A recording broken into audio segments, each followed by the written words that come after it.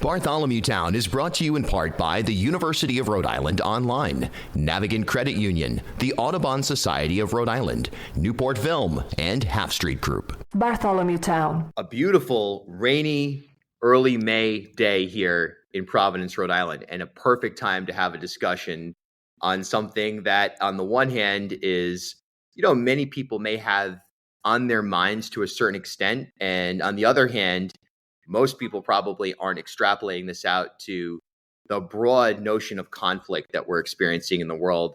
And Jillian, I guess the first thing to do, I'll leave it to you to introduce yourself, because I could not imagine that I'd be able to summarize everything that you've done for this state in, a prepared intro. So I'll turn it over to you. Hey, thanks, Bill.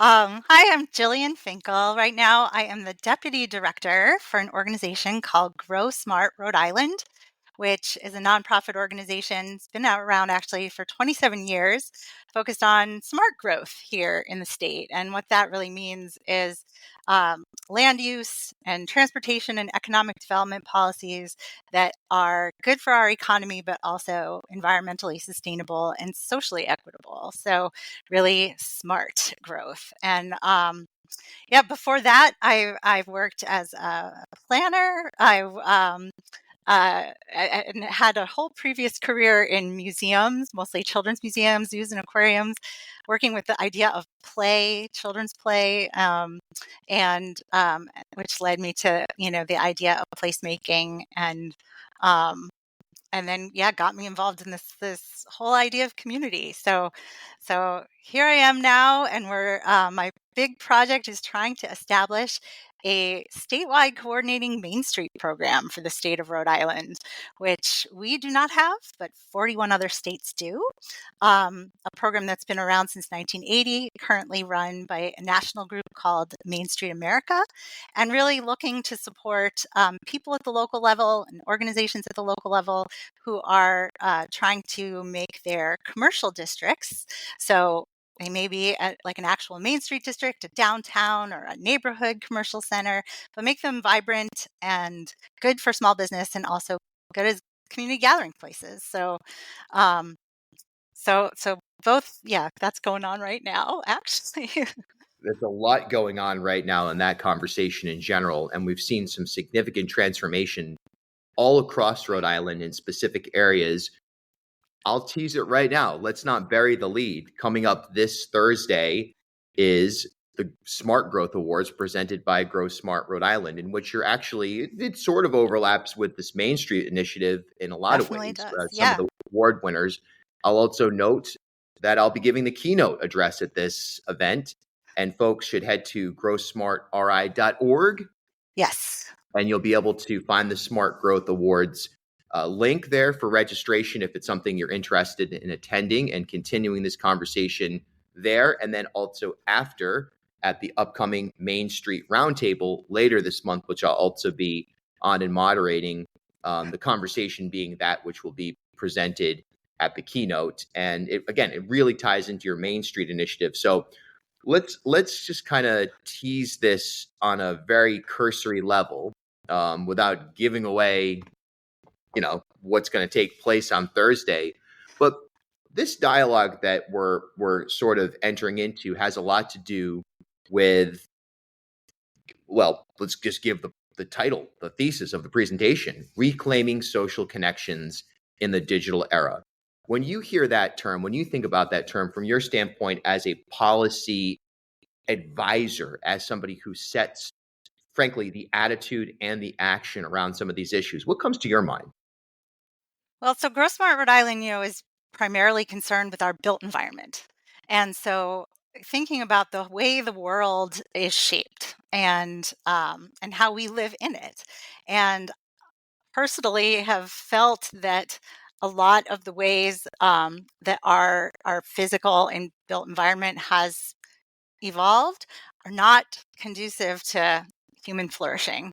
And in fact, we are isolated, and we're stressed out. Certainly, we have to drive everywhere, even if we don't want to. We all live separately and far away. And we think it could be better.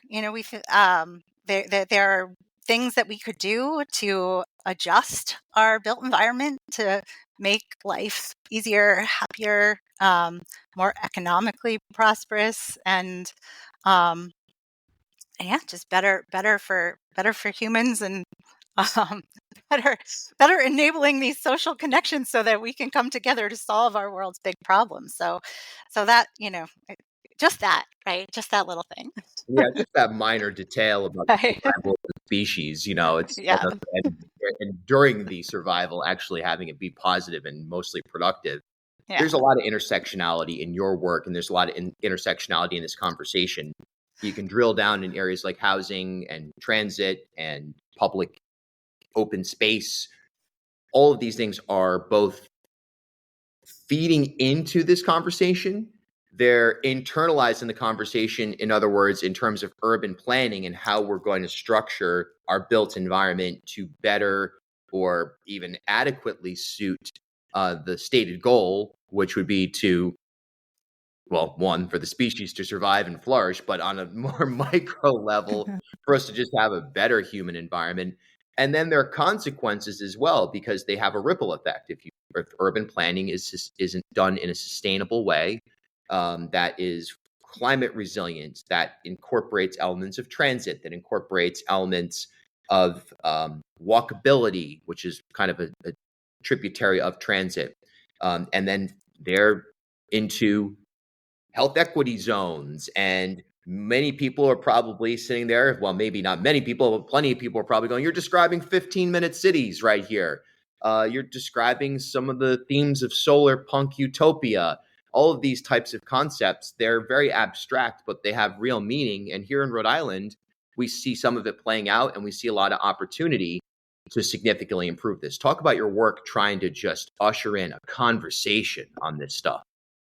Oh, sure. Smart growth really. The reason I was drawn to this work in this organization is because someone needs to look at the whole big picture. Um, someone, someone hopefully who has an outside perspective to do that. And I think the smart growth movement has tried to serve that role. And so, how are all of these issues connected? And how does one decision affect them all? How can you make a decision, a single decision that could have many multiple positive effects? And I also think that the Main Street movement also takes a part of that and looks at all the pieces within a specific situation, within a specific concept of a commercial center. And all those elements are also involved, because you want to have housing so people can live close to their services and amenities, and also provide built-in customers for the small businesses on the first floor. You want it to be walkable, you want it to be transit connected. You by living in a denser way, it's better for the the environment. Yeah, if you're managing your stormwater, if you're offering different transportation options, it all meets on Main Street. But also, why why should we make this effort? Isn't getting by with the way it is, but really, couldn't it be better? And really thinking about smart growth and how those elements are connected. You want the economy to be strong so that you can afford the things we need, like investments in schools, like investment in transit and affordable housing, um, and and certainly Main Streets are an opportunity for that. Main Streets in our our downtowns as well.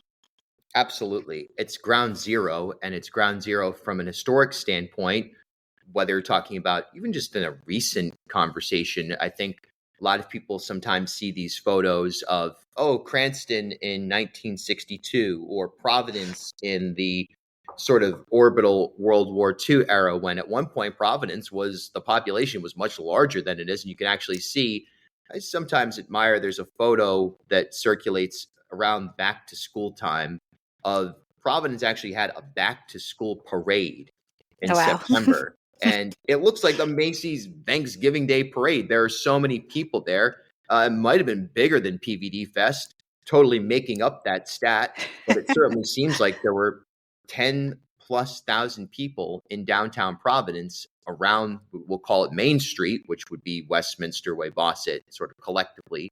And you just sensed a level of civic engagement and pride in place that, although there's a lot of people who are very proud of Providence, there are a lot of people who are very proud of Newport, Westerly, Woonsocket. I don't know that it's the same way anymore. I feel like in fact, I know that it's not the same way based on research that we've done. We've gravitated to an era where the individual, the libertarian, lowercase l, has usurped the Unitarian mindset. And that makes it enormously challenging to convince people that it's important to go back to, and in fact, go forward to, an era where Main Street drives civic engagement and drives really the human species as a whole. Have you found this work difficult to explain to leaders? I mean, is this something that people get and are ready to act on, or does it seem more abstract to them? I actually was surprised how challenging it's been to explain it. You know, I unfortunately to me it seems obvious, I think, which does make it harder then to understand the piece that I'm missing when I try to explain it to people. So um, I think this time where the mindset is different, it is more challenging to get this started now. So I will say in the other states that have been doing this for a long time, since the 80s or since the 90s, to have an established sense of what an organization like this would be doing, there is great support for it. I just came back from the National Main Street Conference in Philadelphia, maybe 3,000 people there, um, and yet we haven't had the systematic, organized, intentional a coordination of these types of things in Rhode Island.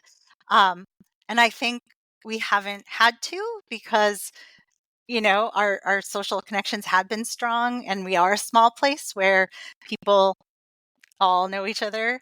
But I do think that has changed. And so to make the intentional investment in building the network, building the connections, and building the capacity to focus on it in this way, I think is a step back towards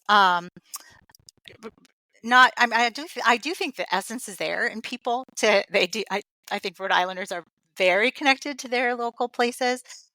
It's just giving people the framework and the structure to tap into when it may feel overwhelming to try to start something from scratch. So that's what what I what I'm trying to do, at least to get started.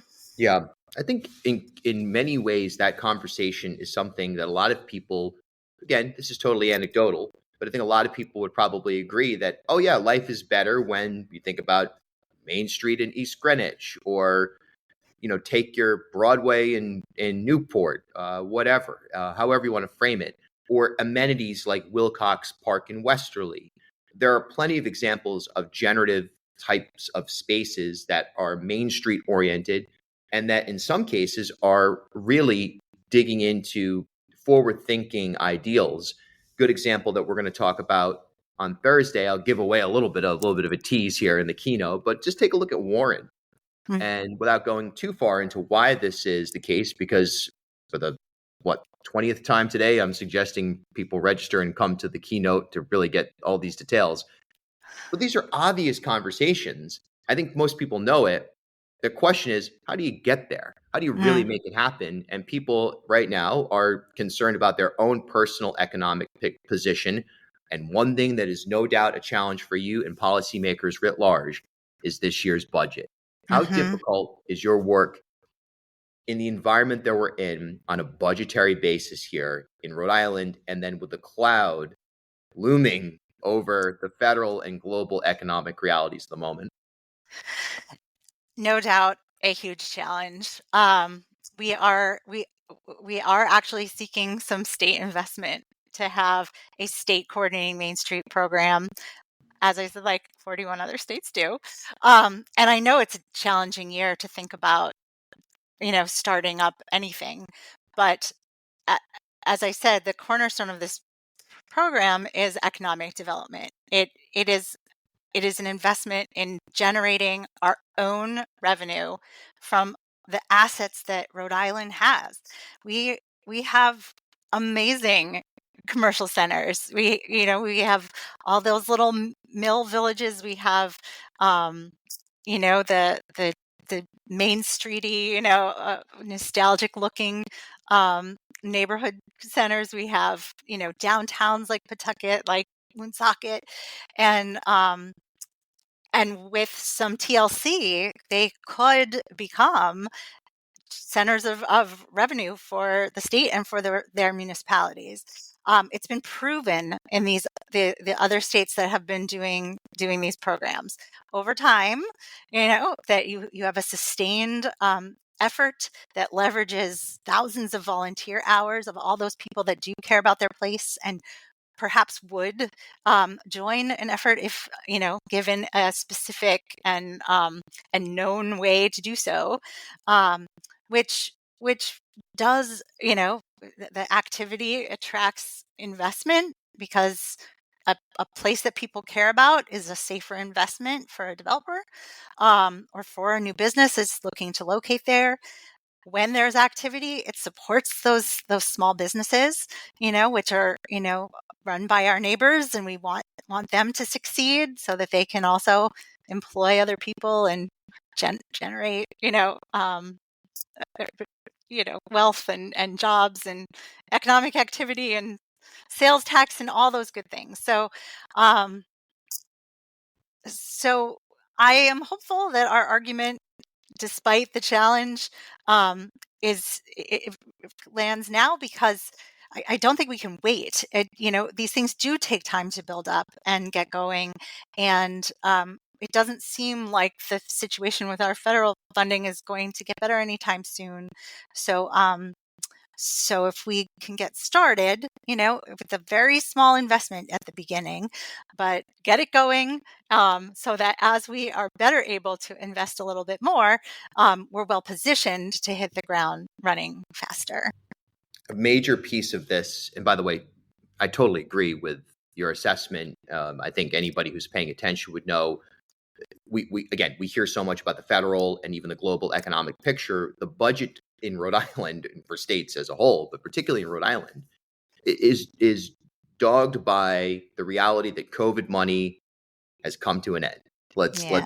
just keep it simple, and we're having to really reassess things. Now, we won't really know too deep down where we sit until the May estimated revenue conference, and we'll have a better sense of where things look in real terms, in real dollars. But the argument that you're making and the argument that I make is that this is something that needs to be front and center, and that when you solve this problem or you expand this notion on a physical level and on a psychological level, you're then addressing some of the key issues that have impacted the state, be it housing, potentially healthcare, so on and so forth.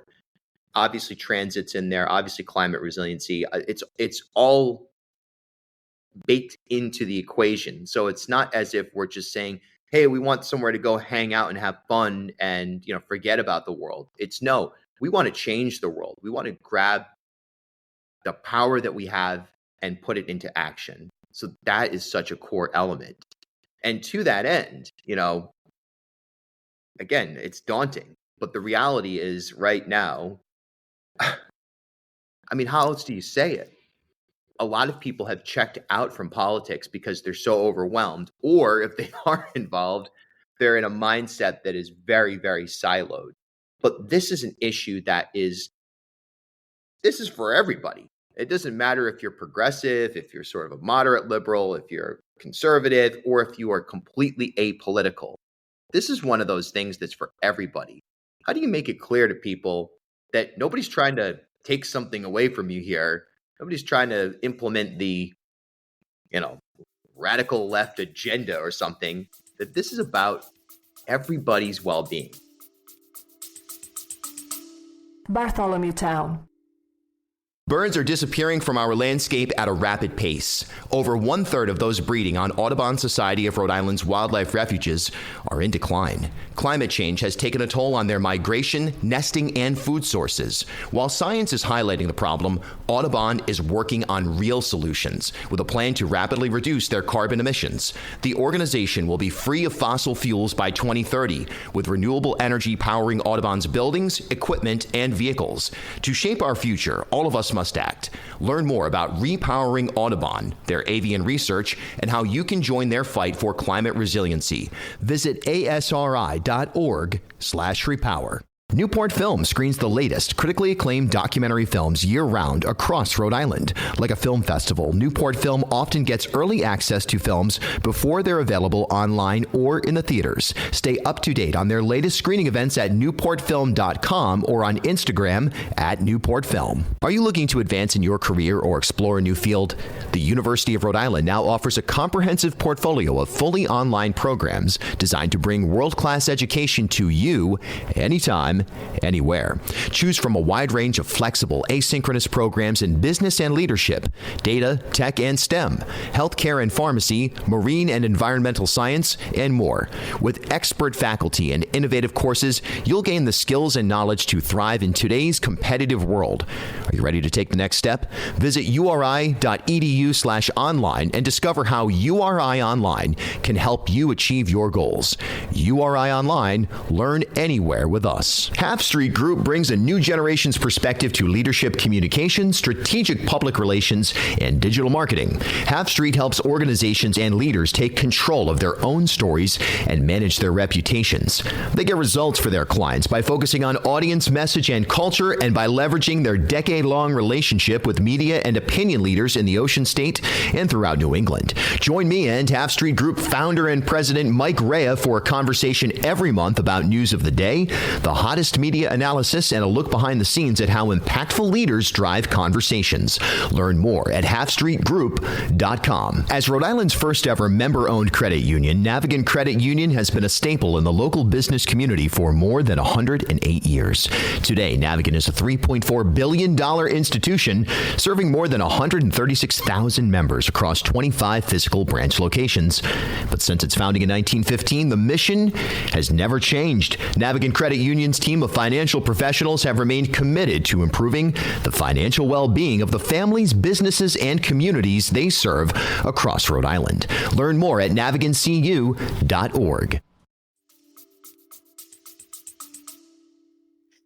I have made the case, I've tried to make it front and center in my conversations about Main Street, that there are already people out there doing work on behalf of their places, and that everyone is invited to be a part of our network and to come to our events. Currently, we have a little funding to support the few programs that we've been able to get started, and so they are free. And so like our roundtable, where you will be the guest on May 22nd from 12 to 1 on Zoom. You can register at our website. Totally free, and everyone truly is invited. If you are interested in your commercial district as a place, and making it vibrant, making it good for business, making it good for community and humans to flourish. So please come, because we know we're starting not from scratch. We do, have, as you mentioned, Warren's had a fantastic merchants association doing this work. Whether you're doing it that way, or you're a neighborhood association, or you're in a municipality, or maybe you're just you. We need everybody to be thinking about all the aspects of place, how they work together, how to come together to as they say, think globally but act locally. This is where, at your very local level, you can have an impact. And And so our job is to try to make it easier for those people that want to do that. Yeah. May 22nd is that roundtable, and make sure you register for that. Get all the information at growsmartri.org. All right. Can't get enough of it. Smart Growth Awards, Thursday. What should people know? Is registration closed? I should probably know that. It's not closed yet. No. What a question to ask as I'm pumping this out there. I just kind of realized that this thing might be getting close to not an option for people to sign up for, but it is available. You can still sign up for the event. Registration is available. Now, this is a fundraiser for Grow Smart Rhode Island, so this one does have a ticket attached to it, but of course, we don't want to let that be a barrier for anyone. Please reach out if you want to attend. It will be at the Providence Public Library in the auditorium on the 3rd floor, starting at 5:15 p.m. on Thursday, May 8th. So excited to have you, Bill, as our keynote. I really went back and listened to your episode, your post-election episode over the weekend, because that was really the moment I realized that I needed you to be the one to help Rhode Island think about these things. As you were talking about that day, the idea of being involved locally, and how important the town square is to facilitating a more functional kind of political situation, no matter, from what side you're coming from. Anyway, so you'll be our keynote, and then we are so pleased to be awarding 7 truly outstanding smart growth leaders, a plan, and then several projects that really epitomize the elements of smart growth in our state. Those winners are also listed on our website, but they include Clark Shuttle, everyone may know from the Providence Revolving Fund, Barbara Sokoloff, long-time development consultant, did a lot of work with affordable housing. We're recognizing the Patchett Village Revitalization Plan. If you're talking about main streets, they've really made a plan and have been implementing it. Also Newport Film and the United Theater and Walker Farm in Barrington, which is our first floodable park. And then the residences at Riverside Square, which are again, in a Main Street district, transit accessible, affordable housing project. So really looking across the state and across the issues, and have so many excellent winners to recognize. So we'll do that, followed by a reception to then talk about all of these issues and what will come next. So really, please join us. It should be a great night. Yeah, I want to thank you as well for this opportunity, because it's something that one is, I'm honored to do it. It's also really helped me organize my thoughts around this area. And you mentioned that post-election episode, which now I'm curious. I don't often listen back to episodes, but I am curious what it was, because I remember waking up.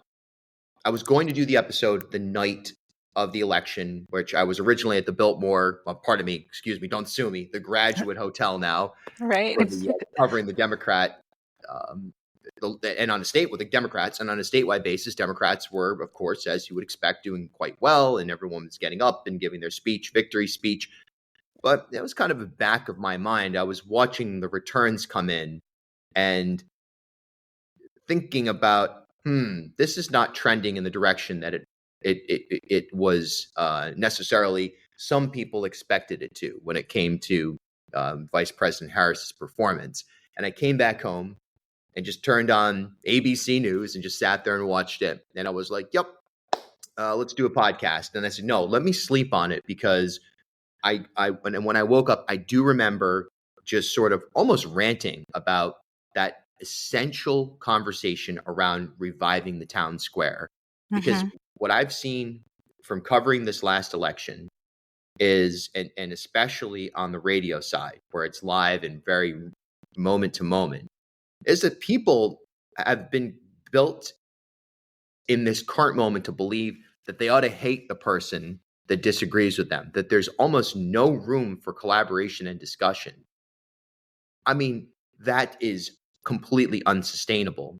And it's by design, as we'll argue in the keynote on Thursday. And you know what? It's a symptom, and it's an inherent problem.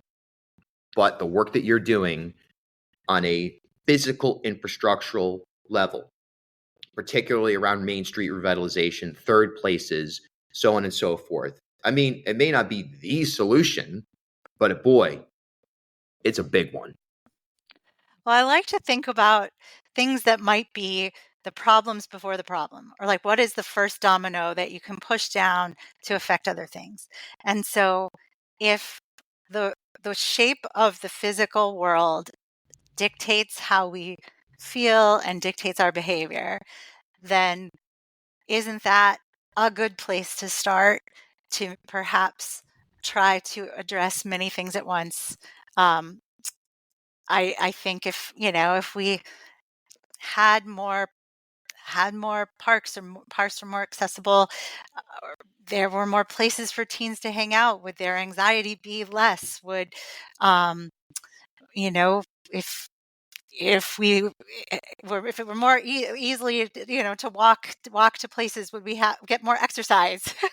you know so I think the answer is yes. And so and if we are more out in the world, we're more likely to run into our neighbors. Are we more likely to consider their opinion, not to immediately, as you said, hate the person that disagrees with you? But if you know them, or you're familiar with them, then it's at the place you can begin to have a conversation about where you disagree. Absolutely. Thursday night, Thursday afternoon, Providence Public Library. Did you get the message? There's a keynote address, Smart Growth Awards. Grow Please, smart. everyone, come be part of this conversation. Come be. We need you. If you're listening to Bartholomew Town, you probably are in tune to this type of conversation. It's right up your alley. So I really hope to see as many of the listeners there as possible. And again, reach out to either Grow Smart or to me directly if there's a financial impediment or something like that we might be able to help you with, because we want you there. We want this conversation activated. Absolutely. Awesome. Thanks so much, Jillian. Thank you, Bill. Hey, thanks for stopping by Bartholomew Town. For more content, follow me on Instagram @BillBartholomew.